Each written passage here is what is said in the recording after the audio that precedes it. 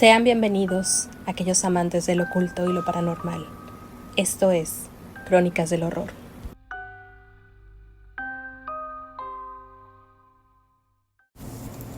Este podcast puede tener contenido que puede ser perturbador para personas sensibles, por lo que se recomienda discreción. Por favor, tengan en cuenta que las opiniones expresadas en este episodio son mías y no involucra a otras personas, creencias o instituciones. Hola cronistas, mi nombre es Dulce y les doy la bienvenida a este nuevo episodio de Crónicas del Horror. Hoy hablaremos del caso de Anneliese Michel, uno de los casos de posesión más controversiales de la historia. Anna Elisabeth Michel, mujer alemana, fallece de malnutrición, mientras que sus padres y 2 sacerdotes son acusados de negligencia y homicidio.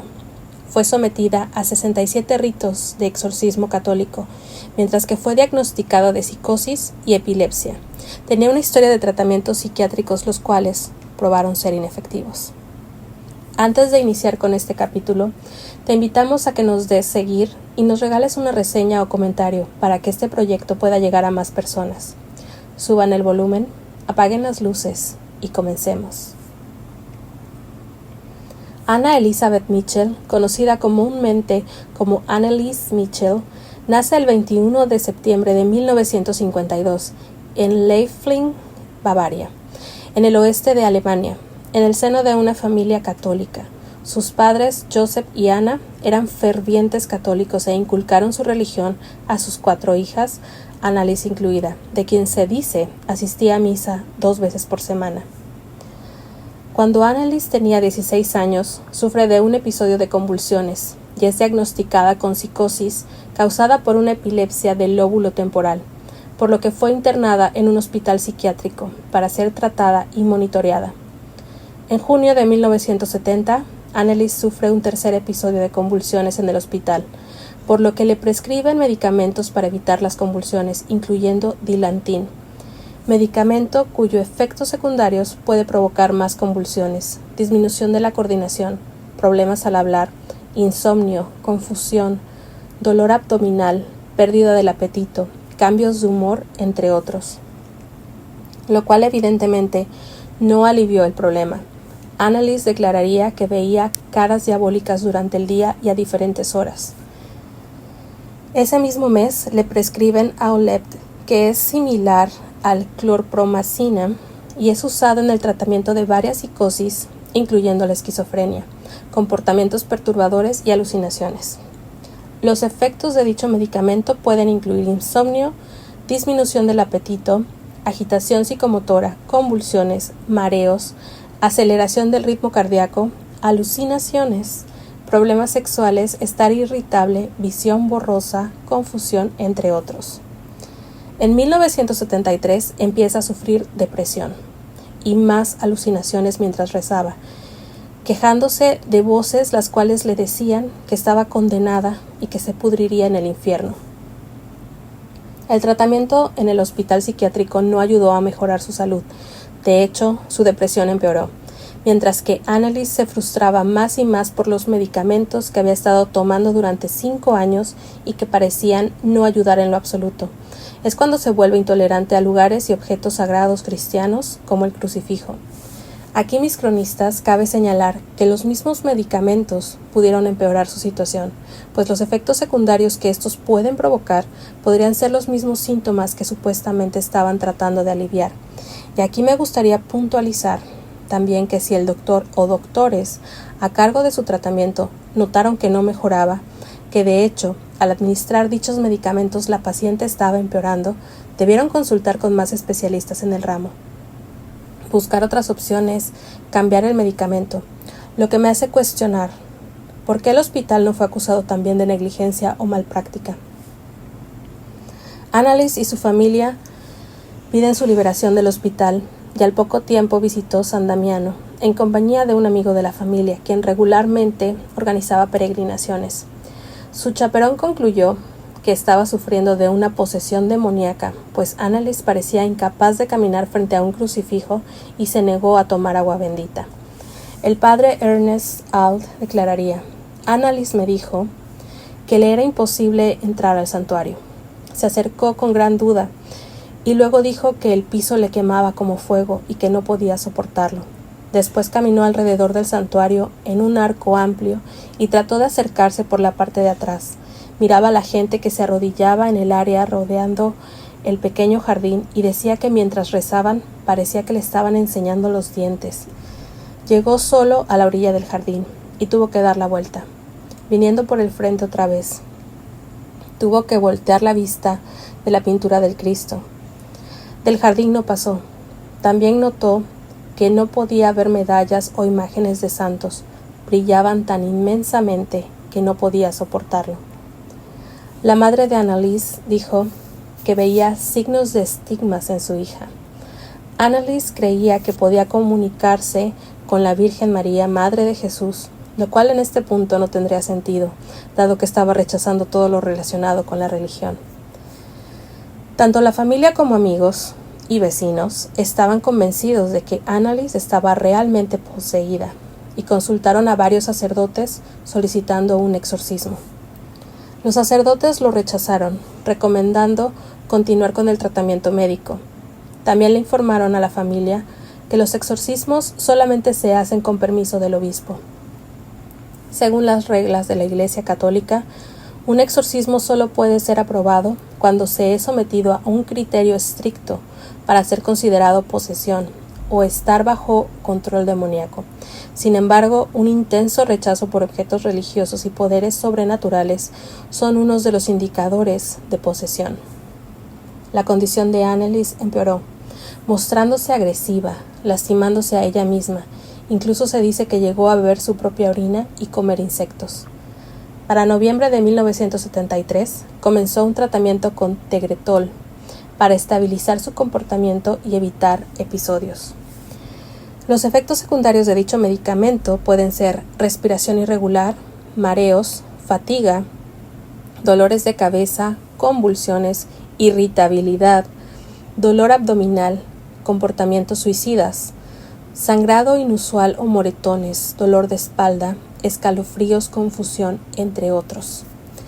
También le prescribieron antipsicóticos. Se dice que estos últimos los estuvo consumiendo durante los ritos religiosos hasta poco antes de su fallecimiento.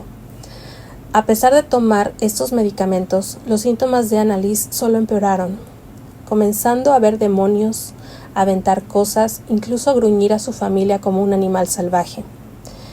Nuevamente, debemos comentar que el uso de medicamentos, si eran los adecuados para ella, si no notaron que tal vez tenían algún tipo de resistencia o reacción, pues cada medicamento administrado parecía que en vez de ayudar, solo contribuía a empeorar su situación.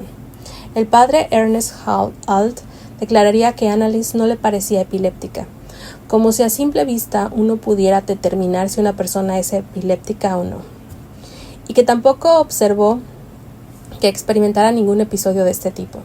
El sacerdote creía que la muchacha sufría de verdad una posesión demoníaca, por lo que le pidió al obispo local que permitiera un exorcismo.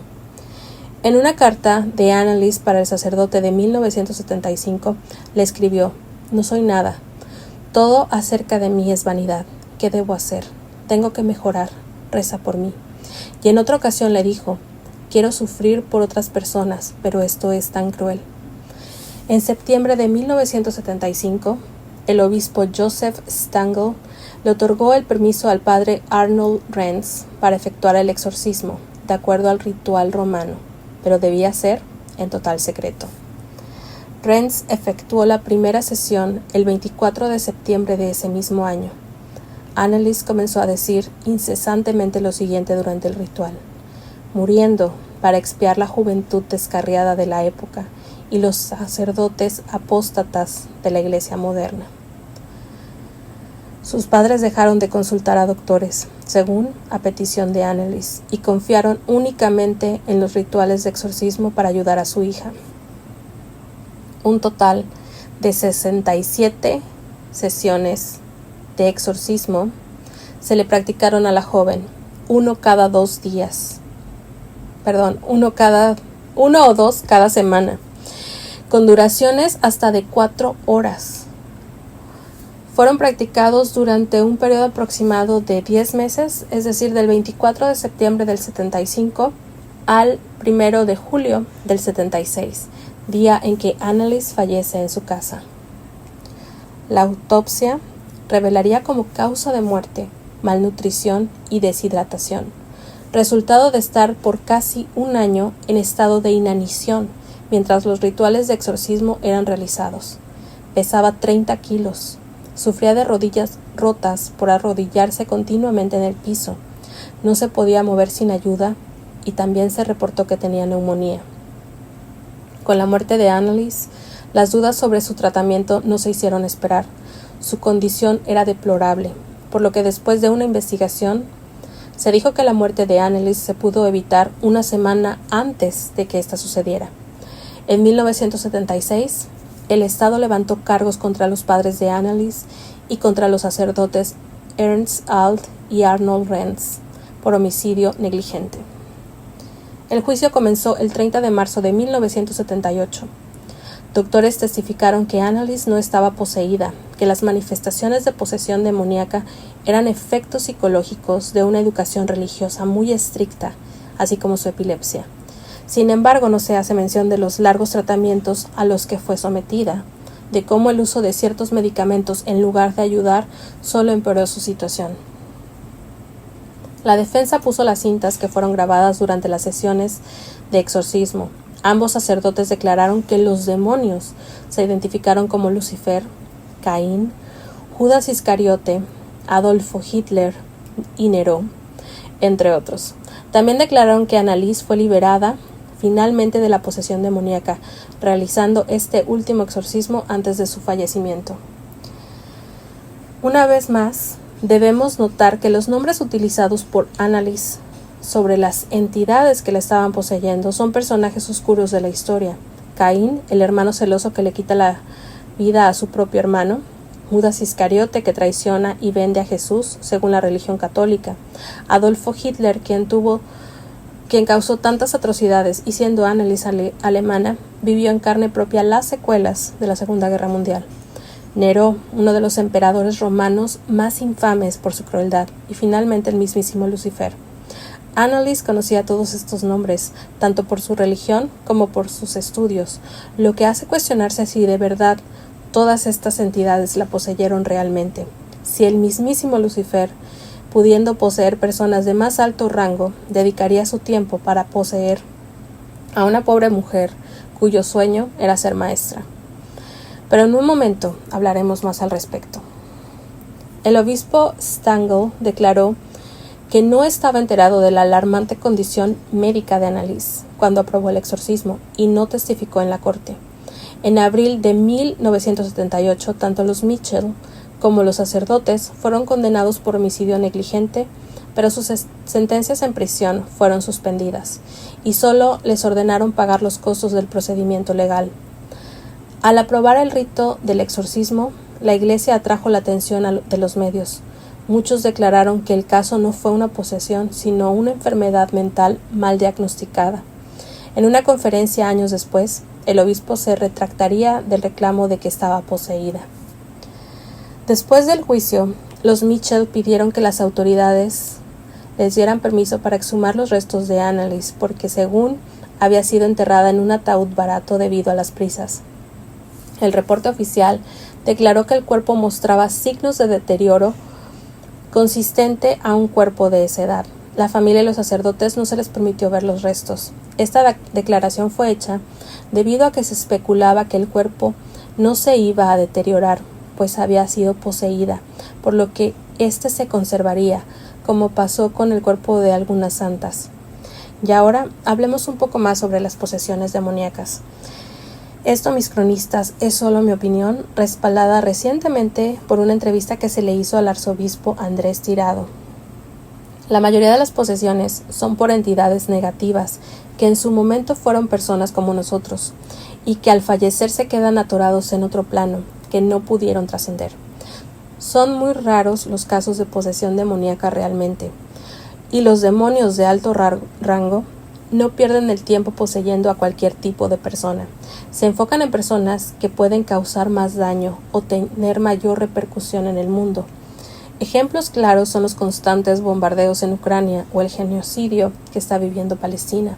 Con esto no estoy diciendo que alguno de estos líderes esté poseído tal cual, pero la influencia de los demonios ciertamente se hace más fuerte con este tipo de personas, provocando más destrucción.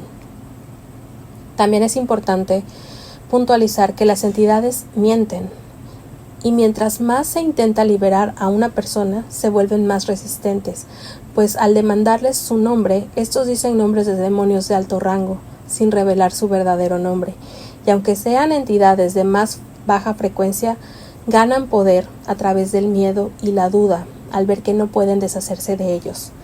De ahí que muchos exorcismos fallen o solo sean despojados temporalmente. Déjenme un comentario con su opinión al respecto. ¿Creen que fue posesión o negligencia?